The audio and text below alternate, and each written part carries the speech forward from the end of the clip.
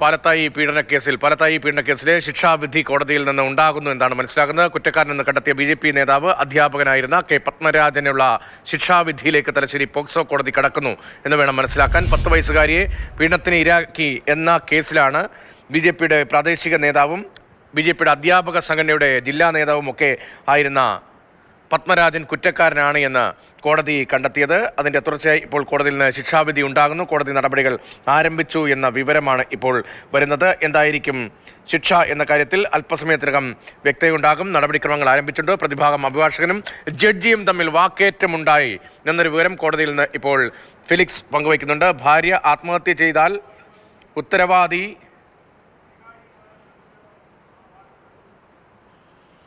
അക്കാര്യത്തിൽ ഒരു ക്ലാരിറ്റി, അല്പം കൂടി ക്ലാരിറ്റി അക്കാര്യത്തിൽ ആവശ്യമാണ്. എന്തായാലും കോടതിയിൽ ഒരു ചെറിയ തർക്കമുണ്ടായി എന്നതാണ്.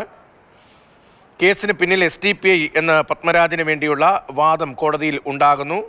കുറ്റക്കാരനല്ല, കേസിൽ പെടുത്തിയതാണ് എന്ന വാദമാണ് ഇപ്പോൾ ഉണ്ടാകുന്നത്. പ്രതിഭാഗം അഭിഭാഷകനും ജഡ്ജിയും തമ്മിൽ വാക്കേറ്റമുണ്ടായി. വാദം കഴിഞ്ഞതാണല്ലോ എന്ന് ജഡ്ജി അഭിഭാഷകനോട് ചോദിക്കുന്നു. താൻ തെറ്റുകാരനല്ല എന്നതാണ് പത്മരാജൻ്റെ നിലപാട്.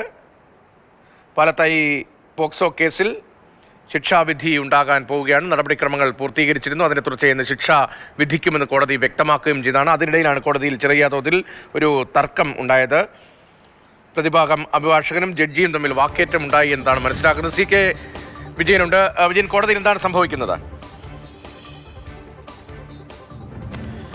ഫെലിക്സ് ആണ് കോടതിയിലുള്ളത്. ഫെലിക്സ് നൽകുന്ന വിവരമനുസരിച്ച് അവിടെ പ്രതിഭാഗം അഭിഭാഷകനും അതോടൊപ്പം തന്നെ ജഡ്ജും തമ്മിൽ വാക്കേറ്റമുണ്ടാകുന്നു എന്നുള്ളതാണ്. പോക്സോ കോടതി ജഡ്ജുമായി വാക്കേറ്റമുണ്ടാകുന്നു എന്നതാണ്. അതായത് ഈ കേസിന് പിന്നിൽ SDPI എന്ന സംഘടനയാണ് എന്നാണ് പത്മരാജൻ്റെ വാദം. അവർ കെട്ടിച്ചമച്ച ഒരു കേസാണ്, തന്നെ കൊടുക്കുന്നതിന് വേണ്ടി ഉണ്ടാക്കിയ കേസാണ് എന്നാണ് ഈ വാദം. നമ്മൾ നേരത്തെ റിപ്പോർട്ട് ചെയ്തതുപോലെ തന്നെ ഈ കേസിൻ്റെ ആദ്യഘട്ടത്തിൽ തന്നെ രാഷ്ട്രീയമായി വലിയ രീതിയിൽ ഉയർന്നു വന്നതാണ്. ചില മതതീവ്രവാദ സംഘടനകൾ അതിൻ്റെ പിറകിലുണ്ട് എന്നും അവർ ഈ കുട്ടിയെ സ്ക്രിപ്റ്റ് ചെയ്യിച്ച് പറയിപ്പിച്ചതാണ് എന്നതുൾപ്പെടെയായിരുന്നു അന്ന് പ്രധാനപ്പെട്ട വിവാദമായി പുറത്തു വന്നത്. അതിൻ്റെ തുടർച്ചയാണ് ഇപ്പോൾ കോടതിക്കകത്തും അതേ വാദമുഖം ഉന്നയിക്കപ്പെടുന്നത്. അതായത് ഭാര്യ ആത്മഹത്യ ചെയ്താൽ എന്നതിനപ്പുറത്തേക്ക് വലിയ മാനങ്ങൾ ഈ കേസിന് രാഷ്ട്രീയമായ മാനങ്ങളുണ്ട്. സാധാരണ നിലയിൽ പോക്സോ കേസുമായി ബന്ധപ്പെട്ട് അതിപ്പോൾ ഏത് രാഷ്ട്രീയ കക്ഷിയിലെ ആളാണെങ്കിലും പോക്സോ കേസിൽ പെട്ടാൽ സാധാരണ നിലയിൽ അയാളെ അനുകൂലിക്കുന്നൊരു നില ഉണ്ടാകാറില്ല. ഇതിപ്പോൾ രാഷ്ട്രീയമായി ഇപ്പോൾ കോടതിയിൽ ശിക്ഷാവിധിയിലേക്ക് എത്തുമ്പോഴും അവിടെ രാഷ്ട്രീയമായ വിഷയങ്ങൾ കൂടി ഉയർന്നു വരികയാണല്ലോ. തീർച്ചയായും അതെ. കാരണം അത് പിന്നീട് മറ്റൊരു ഘട്ടത്തിലേക്ക് വരുമ്പോൾ ഈ പ്രതിയും അതോടൊപ്പം തന്നെ അന്നത്തെ CPM ജില്ലാ സെക്രട്ടറി ആയിരുന്ന P. ജയരാജനൊപ്പം ഫോട്ടോ മോർഫ് ചെയ്ത് പ്രചരിപ്പിക്കുകയും പ്രതി CPMൻ്റെ നേതാക്കന്മാരുമായി അടുത്ത ബന്ധമുള്ളവരാണ് എന്ന പ്രചരണം ഉണ്ടാവുകയും ചെയ്തിട്ടുണ്ട്. അത്തരത്തിൽ കുറേ കൂടി ഗൗരവമേറിയ വിഷയത്തിലേക്ക് അന്ന് ഈ കേസ് മുന്നോട്ട് പോയിരുന്നു. മാധ്യമങ്ങൾക്ക് മുൻപാകെ ഈ കുട്ടിയുടെ മൊഴിയെടുക്കണമെന്ന് ചില കേന്ദ്രങ്ങളിൽ നിന്ന് വലിയ സമ്മർദ്ദമുണ്ടായിരുന്നു.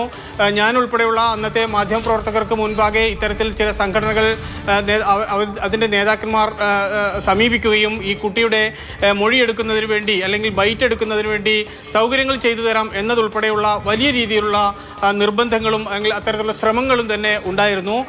അതൊക്കെ ചേർന്നാണ് പിന്നീട് ഈ കേസിൻ്റെ അകത്ത് മാനിപ്പുലേഷൻ നടന്നു എന്ന തോന്നലുണ്ടാക്കിയത്. പക്ഷേ വൈദ്യപരിശോധനയിൽ കുട്ടിയുടെ മൊഴിയിൽ എല്ലാം തന്നെ ഇത്തരത്തിൽ ആ കുട്ടി ലൈംഗികമായി പീഡിപ്പിക്കപ്പെട്ടിട്ടുണ്ട് എന്ന കാര്യം തെളിഞ്ഞിട്ടുണ്ട്. കുട്ടിയുടെ 164 മൊഴി ഉൾപ്പെടെ ആ മൊഴി തന്നെ ഏതാണ്ട് എനിക്ക് തോന്നുന്നു 3 ദിവസം മറ്റോ കോടതി വിശദമായി ആ മൊഴി രേഖപ്പെടുത്തിയിട്ടുണ്ട്. അത്രമാത്രം ദയനീയമായിരുന്നു ആ കുട്ടിയുടെ അവസ്ഥ. അതെല്ലാം തന്നെ പരിഗണിച്ചുകൊണ്ടാണ് കോടതി ഇയാൾ കുറ്റക്കാരനാണ് എന്ന് കണ്ടെത്തി ശിക്ഷാവിധി അല്പസമയത്തിനുണ്ടാവും.